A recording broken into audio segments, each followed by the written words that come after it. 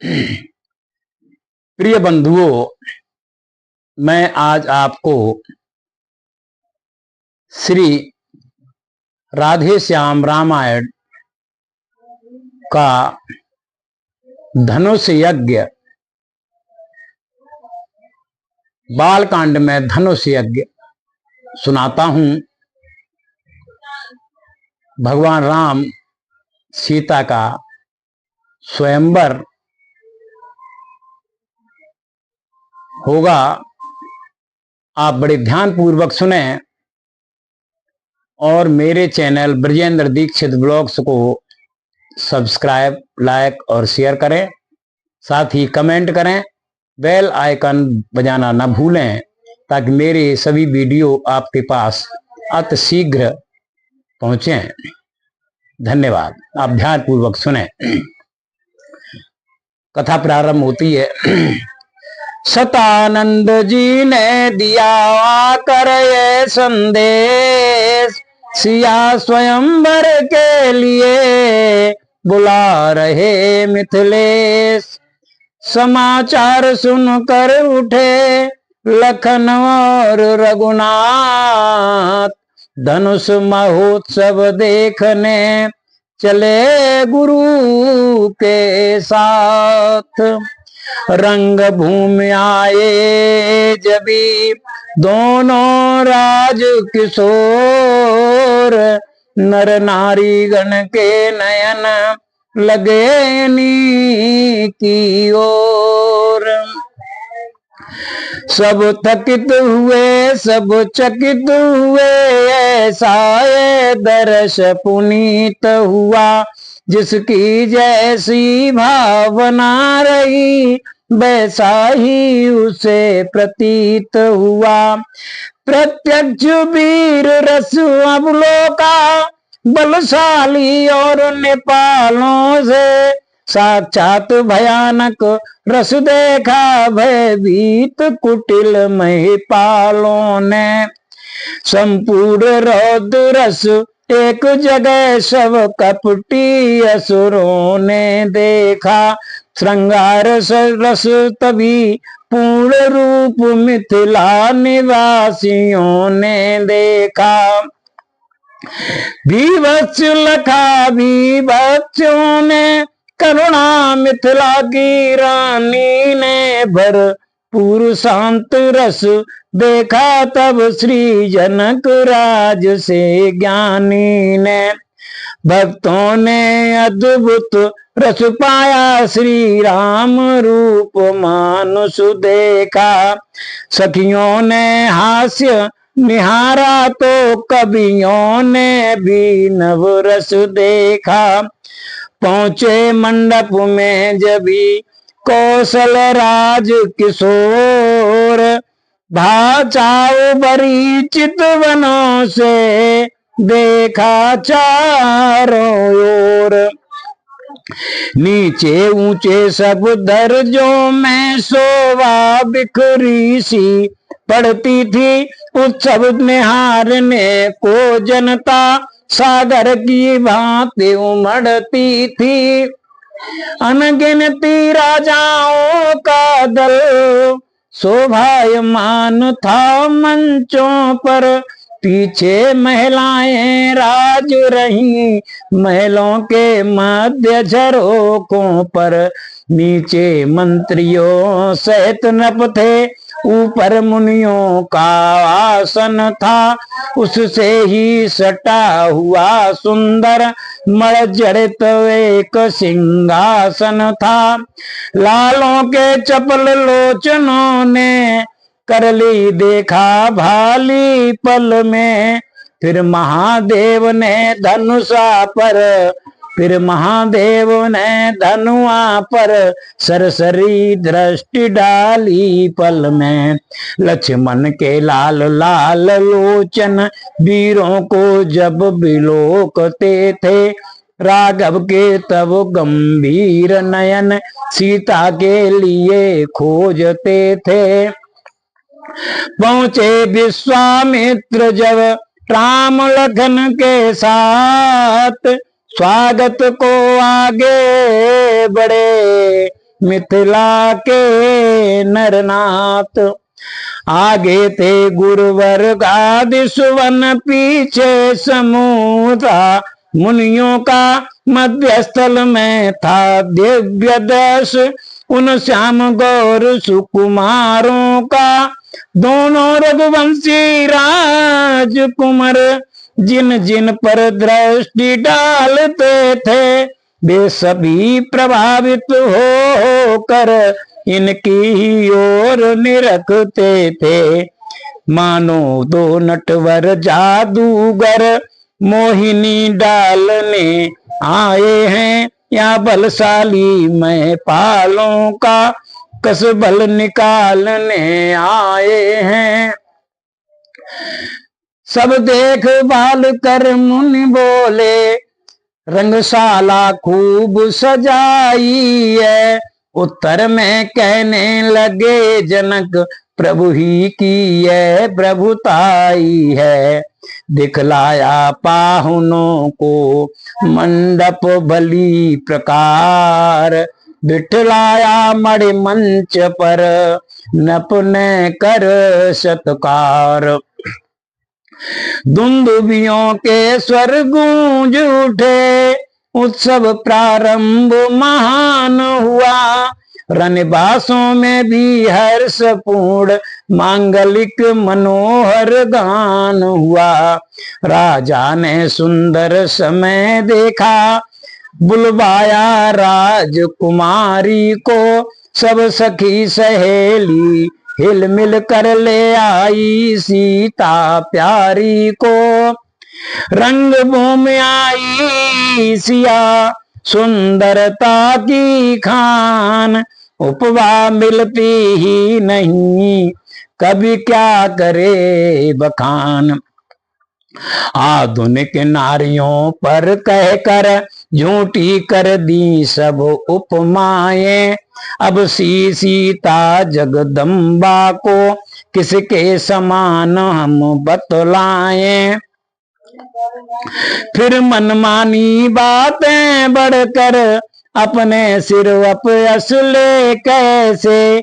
जग जननी की जगदम्बा को जग की उपमाएं दे कैसे। स्वर्ग देवियों को लाए तो रुद्राणी अर्धांगिनी है।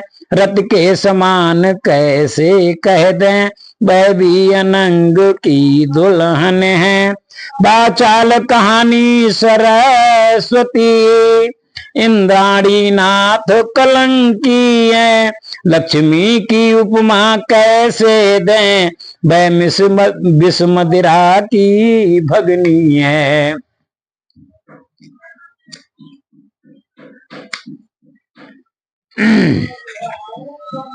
इसलिए लोक परलोकों में श्री सीता जी लासानी है। अवतार महाशक्ति का है, नूरानी ही नूरानी है। कोई अच्छा या बुरा कहें, इसकी कुछ हमें न चिंता है। हम तो अपनी माता का नख सिख लिखने में लज्जा है। पृथ्वी पर छाई घटा छटा, चमक उठा आकाश। रंग भूमि में उस समय अद्भुत हुआ प्रकाश। कोमल कमलों से हाथों में सुंदर जयमाल लिए हुए। चलती थी सीता मंद मंद, चितवन नीची कुछ किए हुए। पहले तो एक दृष्टि डाली मंझले निचले सब दर्जों पर। फिर वे दौड़ी प्यासी आंखें मुनियों के ऊंचे मंचों पर। उस समय पास में गुरुवर के अपना प्यारा रघुवर देखा। थक गई था मिल ना सकी, ऐसा अथाह सागर देखा। फिर छुपी छुपी नजरों से ही उस छवि को लगातार देखा। लज्जा श्रद्धा की आंखों से शर्मा कर बार बार देखा। गहरी गंभीर दृष्टि डाली, फिर उस आजान भुजाओं पर शिव धनुष देखती हुई गई। श्री जनक राज के मंचों पर बंदी जन आए तभी, नृपवाज्ञा अनुसार मध्य भाग में खड़े हो कहा पुकार पुकार। वीर जनों योधागणों सुनिए देकर ध्यान, कहते हैं हम सभा में नप का ध्येय महान। ये महामहोत्सव समारोह राजा के प्रण का परिचय है। अवसर है आर्य परीक्षा का, परिणाम प्रणयनी परिणय है। जो धनुष दक्ष यज्ञ में शिव ने सुरगढ़ के लिए उठाया था, निमिनंदन देवराज जी ने जो धनुष धरोहर पाया था। 10 शीश सहस्त्र बाहु तक ने तिल भर नज से सरकाया है। सीता ने खेल खेल ही में जिसको एक दिवस उठाया है, उस पर ही शर्त लगा नपवर बैठे हैं आए परीक्षा में। पृथ्वी वीरों से शून्य नहीं, प्रण ठाना इसी प्रतिज्ञा में। राजा की सब सौगंध शपथ धनवा द्वारा पूर्ण होगी, जो वीर धनुष को तोड़ेगा सीता उसको अर्पण होगी। वह देखो है मध्य में शिव का धनुष विशाल, उधर देख लो जानकी खड़ी हुए लिए जयमाल। है समय यही क्षत्रिय वीरों निज क्षत्रिय शक्ति दिखलाने का, बल पौरुष का विशाल डंका मिथिला के मध्य बजाने का। है कौन भाग्यशाली ऐसा जिससे सीता का नाता हो, देखें वह कौन वीर है जो मिथिलेश्वर का जामाता हो। सिंहों के समूह जय पाए, ताकत यह कब स्यारों की है। झिल मिल कर जान लड़ा दो, हिल मिल कर जान लड़ा दो, सब जानकी जानदारों की है। बंदी जन की जब सुनी यह घोषणा महान, धनुष उठाने को उठे बड़े बड़े बलवान। योद्धाओं राजाओं के दल जब धनुष उठाने उठते हैं, तो रंग भूमि में एक और जोशीले बाजे बजते हैं। बलवान सुजान गुमान भरे मदमत महान शान वाले, बढ़ बढ़ कर जोर लगाते थे गर्बीले आन बान वाले। झुंझला झुंझला झपट झपट झुकते थे झोंके खाते थे। अचला चल दी चाप अचल 14 भुवन चकराते थे। हलचल सी थी 10 दिशाओं में, जल थल कांपा योद्धाओं से। पर महादेव का महाधनुष तिलवर न हिला राजाओं से। जो नप हर्षाता आता है, वह लौट सज लजाता जाता है। मानो बल हर कर वीरों का धनवा गरवाता जाता है। दुष्टों की बातों से जैसे सतियों का हृदय न डिगता है, वैसे ही इन राजाओं से शंकर का धनुष न हिलता है। दर्शक वृंदों में खलबल थी, महिला दल भी चिंतित साचा था। वह रंग भूमि बाला बाजा अब भी वैसे ही बजता था। हार गया इस भांति जब वीरों का समुदाय, हाथ जमी पर मार तब बोले मिथिला राय। है दीप दीप के राजागण, हम किसे कहें बलशाली है। हमको तो यह विश्वास हुआ पृथ्वी वीरों से खाली है। पहले ख्याल होता ऐसा तो यह बेबसी नहीं होती, हम करते नहीं प्रतिज्ञा है तो ऐसी हंसी नहीं होती। अब तोड़े अपने प्रण को हम तो धर्महान है, लज्जा है। पुत्री को कुंवारी रहना है, क्या करें हमारा बस क्या है। आसरा छोड़ प्रस्थान करो, दुख हमें दिया है दाता ने। सीता सुकुमारी का विवाह लिखा ही नहीं विधाता ने। मिथिलेश्वर का यह भाषण सुन लज्जित नपगढ़ सभी हुए। मैथिली कुमारी को निहार नर नारी सारे दुखी हुए। वीर भूमि पर छा गई करुणा रस की ओस, बाजों में बजने लगा खेद बरा अफसोस। लखन लाल पर उस समय पड़ा विशेष प्रभाव, उस रघुवंशी में जगा अपना वंश स्वभाव। चुटकी में भ्रकुटी कुटिल हुई, लोचन दोनों अंगार हुए। राजा के बाण समान वचन छाती के भीतर पार हुए। लाछन वाली बातें सुनकर सूरजवंशी ऋषिया उठा। अपमान जाति का देख देख वह जाते भक्ति अकुला उठा।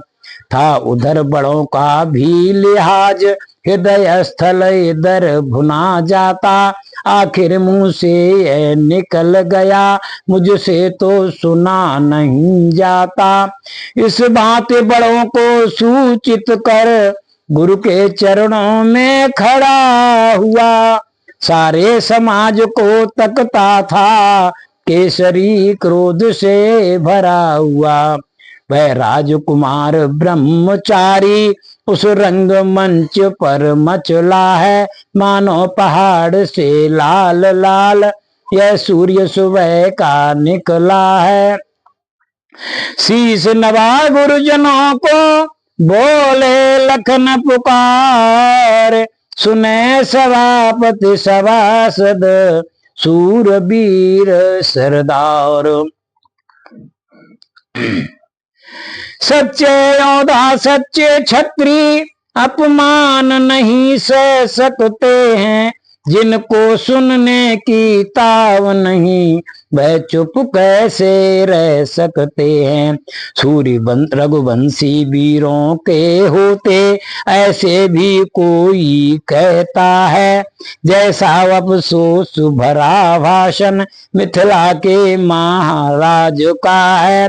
रघुवीर राम जी के होते अनुचित वाणी कह डाली है, यह शब्द वज्र से लगते हैं, दी पृथ्वी वीरों से खाली है।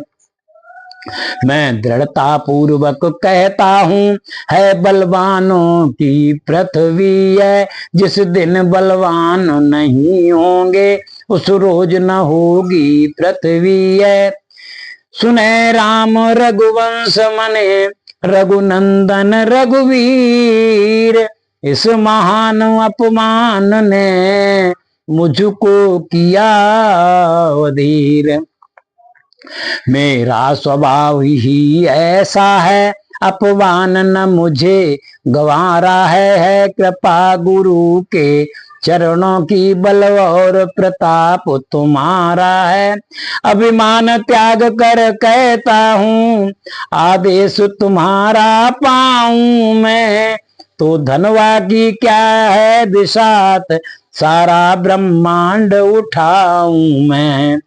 फिर कच्चे घड़े समानों से दम भर में फोड़ फाड़ डालूं, या गाजर मूली की नाई चुटकी में तोड़ ताड़ डालूं। जल को थल को जल, जल को थल कर दूं, लाऊं उतार कर तारों को, सुरमे की तरह पीस डालूं पृथ्वी को और पहाड़ों को। फिर धनुष पुराना घिसा पिटा, तिनका सा किस गिनती में है, सैकड़ों कोस तक ले दौड़ूं, इतना तो बल उंगली में है। लखन लाल बोले जभी बच न सको पुकराल, पृथ्वी थर भर हो गई दहल उठे दिगपाल। छा गया सभा में सन्नाटा, सारा नभ मंडल कांप उठा, छक्के छूटे बलवानों के, राजाओं का दल कांप उठा। सीता जी को आनंद हुआ, मिथिलापति पूरे लज्जित थे, श्री राघवेंद्र मुनियों समेत मन मन ही में हर्षित प्रमुदित थे। बाई के संकेत ने किया लखन को शांत, बाजा फिर पंचम हुआ मध्यम के उपरांत। बोले विश्वामित्र तब राम उठा चढ़ाओ चाप, मान दिखाओ वंश का हरो जनक संताप। गुरु आज्ञा पालन की राघव कैसे रखे मर्याद नहीं, उठ बैठे सरल स्वभाव तभी मन में कुछ हर्ष विषाद नहीं।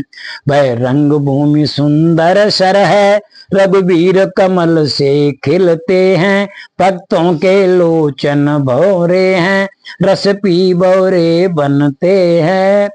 उठ कर मुनियों से आज्ञा ली, फिर गुरुवर को सिर चनवा चले, धीरे धीरे अति मंद मंद आनंद कंद मुस्करा चले। देख देख श्री राम को चकित हुआ रनिवास, रानी जी कहने लगी होकर जरा उदास। हे सभी पति को कोई भी इस समय नहीं समझाता है, ये बालक इस हट योग्य कहाँ जो धनुष उठाने जाता है। रावण बाणासुर से योद्धा हारे सब धनुष उठाने में, फिर नष्ट समय क्यों करते हैं बच्चों को खेल खिलाने में। अब तक बदनामी हुई बहुत, अब फिर क्यों हंसी कराते हो। योद्धा तो मत्थे रगड़ चुके, अब बच्चे धनुष उठाते हैं।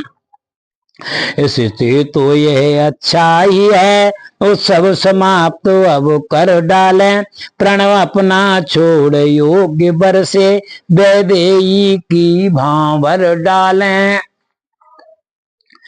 चिंतित थी इस बात जब सीता जी की मात, चतुर सखी कहने लगी सुनिए मेरी बात। यह बालक बड़े बांकुरे हैं, फिर बड़ा हुआ साहस भी है, मत देखो बाल्यावस्था को, बल तो कुछ चीज और ही है।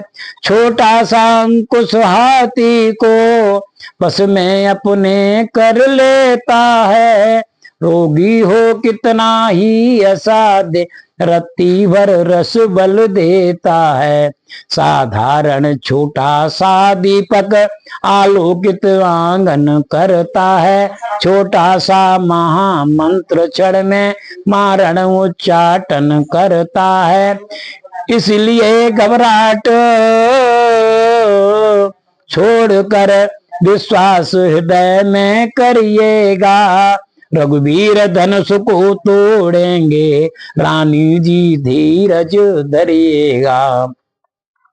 उधर सिया की बात सुन दूर हुआ संदेश, इधर राम को देख कर बड़ा सिया का नेह।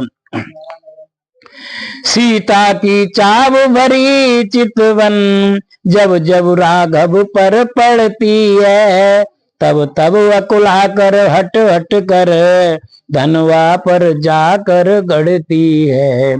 प्रण कठिन पिता का देख देख मन ही मन में अकुलाती है। सिर झुका झुका कर बार बार देवी देवता मनाती है। हे गणपति आज सफल कर दो सब दिन की मेरी सेवा को। हे महादेव होकर प्रसन्न हरिये धनवा की गरता को। हे उमा अंबिका शंभु प्रिया, हे जयदाता हे वरदाता, अब वास तुम्हारी है माता, वरदास तुम्ही से है माता। फुलवारी में उस दिन मैंने अर्पण तुमको कर माला की। अब आज तुम्ही को लज्जा है जयमाला की बरमाला की। यह धनुष तुम्हारे पति का है, तुम पति की अपनी प्यारी हो। तड़के समान तोड़े रघुवर सब सच्ची गिरा तुम्हारी हो। हे विदिना कैसे धीर धरूं, प्राण कठिन पिता ने ठाना है। तन धनवा के बंधन में है, मन ने रघुवर को माना है। हे महादेव के महाधनुष विस्तार करेगा, अब तू ही सीता की लाज तुझी पर है। उद्धार करेगा अब तू ही, भारीपन सब पर डाल डाल, हल्कापन इतना ले आना। रघुवाई का कर लगते ही तड़के समान तू हो जाना। जिनका नाता सच्चा होता उनका छुटता है नेह नहीं। जिससे जिसका सत्य प्रेम वह उसे मिले संदेह नहीं। हे मेरे मन के राघवेंद्र, कर चुकी हृदय बलिहारी में, कब लगी लगन छूट सकती है तुम मेरे और तुम्हारी में। मुझ चातकनी के तुम्हें स्वाति बिंदु समान, मुझ चकोरनी के तुम्हें एक चंद्र भगवान। श्री रामचंद्र की ओर देख सीता ने जब ये ठान लिया, अंतर्यामी ने मन ही मन के भावों को जान लिया। सीता की आकुलता बिलोक धनवा को तका रिसा कर कुछ आगे को बड़े शीघ्रता से दांतों में होठ दबा कर कुछ उठे समय को समझ कर लखन शेष अवतार ताव चरण से भूमि को बोले भुजा पसार। इधर लखन के शब्द सुन सै में सभी मही, उधर राम रघुवंश मने पहुंचे धनुष समीप। बेहल विकलांग व्यथित विचलित व्याकुल वैदेही को देखा, थी जिसकी जान धनुष पर ही उस जनक नंदनी को देखा। दो मुट्ठी अन्न बगर मेरे तो षडरस भोजन मेटी है, तो घूंट नीर बिन प्राण गए, तो व्यर्थ धार दूधों की है। जब खेत उजड़ कर सूख गया, फिर जल उठाए जलवाए क्या होता है। जब समय पड़े पर चूक गए, तो पछताए क्या होता है। ये जान जानकी को देखा, फिर रामचंद्र वकुला उठे, अथवा उस प्रबल भावना से रघुवीर और बल पा उठे। निष्क्रिय निर्गुण कर्मण्य हुआ उस पलवा आंखों में, जब महाशक्ति ने पहुंचाया निज बलवा आंखों में। महादेव गुरुदेव को सिर ना कर चुपचाप, हाथ डालते डालते उठा लिया वह चाप।